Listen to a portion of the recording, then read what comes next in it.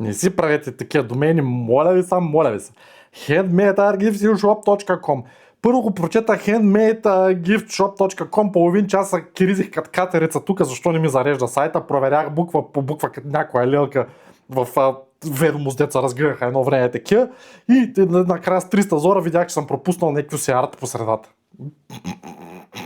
Въпреки всичко го гледам. Айде да видим. Приемаме жълтите корабийки и гледаме един жълт сайт. Handmade Art Gift Shop. Като са разделени думичките са...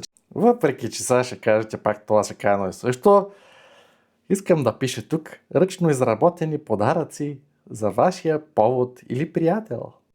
И нещо по-важно да го пише с текст, а не в картинката, защото тази картинка няма кой да прочете ни Google, ни Google, ни ChatGPT, ни ChatGPT, ни слепи хора, ни хора, дето не довиждат. Съвет от мен, жълтото не е много подходящо за основен призив към действие. Що? Защото е на бял фон, и защото е много близко до бялото, и защото почти не се вижда, особено бутончета жълти на бял фон с бели букви по средата, става като бяло върху бяло върху бяло.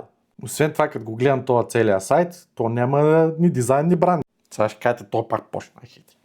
Какъв избор ми оставате? Какъв избор? Добре, пишете в коментар това брандинг има ли някаква разпознаваемост. Той логото да тръгнеш да го гледаш, трябва да ти лупа с микроскоп 3 в 1, да казахме, нали. Под арт има някакви буквички, те даже не се личи, че са буквички. Надолу за цветове и за дизайн не го гледа. Хора често не знам как коментират това, пети са реве, като го гледат. Кой ви ги прави тия сайтове? Сами ли си ги правите от ковата за буклуки ги вадите? Какво е това нещо, бе? Че е ви сайт на наш клиент, да видите какво продават веднага да разберете. Те и брандинга им консистентен, и цветовете им цветове, и сливи навсякъде.